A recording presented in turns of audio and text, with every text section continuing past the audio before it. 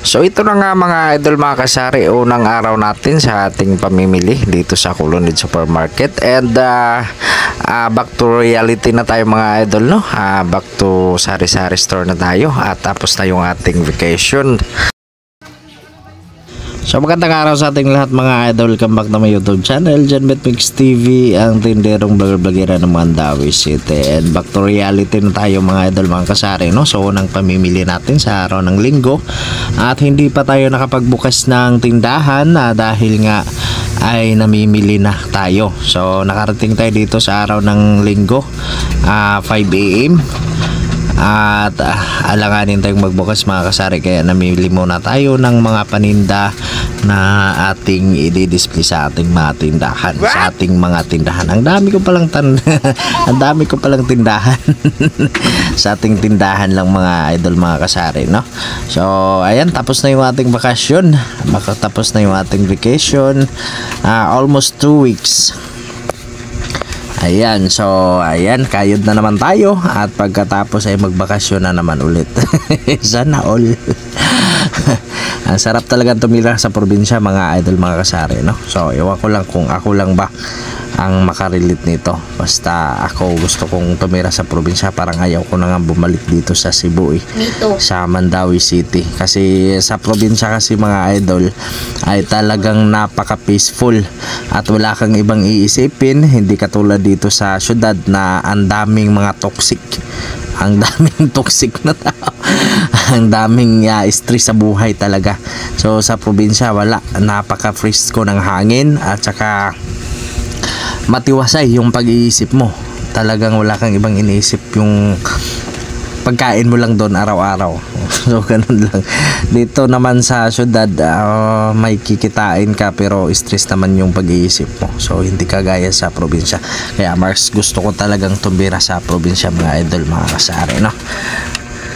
At ito na nga, yung ating pamimili ay nagkakahalaga itong mga idol ng 8,000 mahigit, ano, sa unang pamimili natin sa ating para sa ating sari-sari store. So ayan, enjoy din naman natin yung ating pagbakasyon at talagang sulit na sulit kahit mahal yung pamasahe, kaya sinulit na natin para mabawi.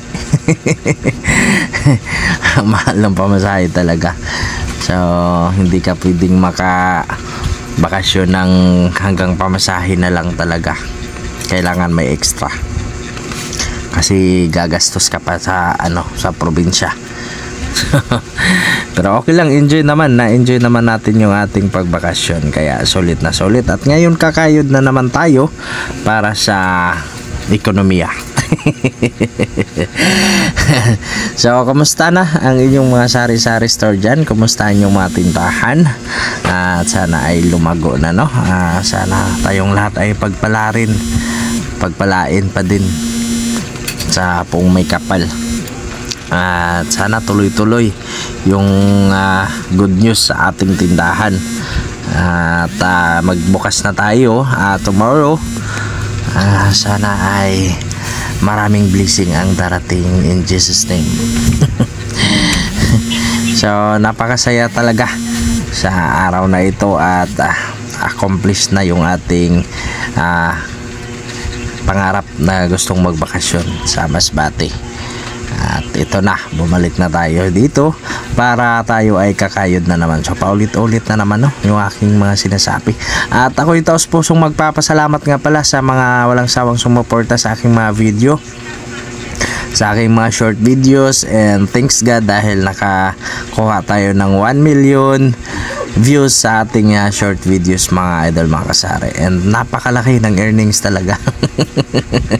hindi magkasya sa bulsa.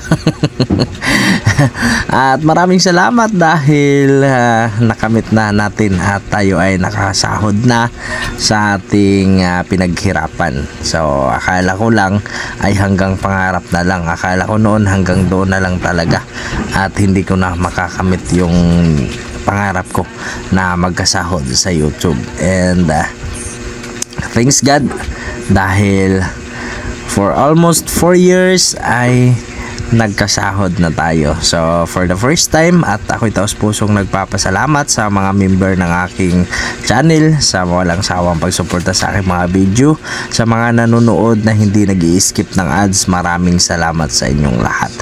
At sana patuloy nyo ako suportahan, no? Kahit minsan ay wala naman talagang kwentang yung aking mga vlog. Basta maraming salamat sa yung lahat talaga. At sana sa mga nag-umpisang mag-vlog, huwag kayong susuko dahil darating yung time na makakamit nyo rin yung aking nakakamit ngayon na nagkasahod na. So yun lang naman yung ating hinahangad sa pagiging isang content creator, makasahod ka, makasweldo ka. So kaya nga tayo naging isang content creator, para dahil sa ating mga pangarap. So kaya kung ikaw ay nag-umpisa at napanghinaan na ng loob, huwag kang manghinaan ng loob, pagpatuloy mo lang yung naumpisahan mo, kasi pag sumuko ka, talo ka talaga. So yun lang, at pagsikapan nyo lang na mag-upload ng mga short videos dahil napakalaking tulong yan para mapabilis yung watch hour mo kung hindi ka pa na-monetize, at mapabilis yung mga subscriber mo. Dahil pag nagkaroon ka ng isang viral na short videos ay talagang dadami yung subscriber mo. Kaya ganun yun sa akin nangyari. Kaya sinishare ko lang din sa inyo, mga idol, mga kasari. Kaya maraming salamat sa inyong lahat sa pagsama sa akin sa vlog na ito. At sana wag mong kalimutan i-like, comment, share, and subscribe my YouTube channel. Once again, Genevieve Mix TV, no? At sa mga hindi pa nakapag-subscribe, huwag kalimutan i-click yung bell all para updated sa lahat ng ating mga video. Maraming salamat and magandang hapon sa ating lahat. Happy selling and more sales sa ating lahat, mga kapwa kong kasari. Bye bye until my next vlog.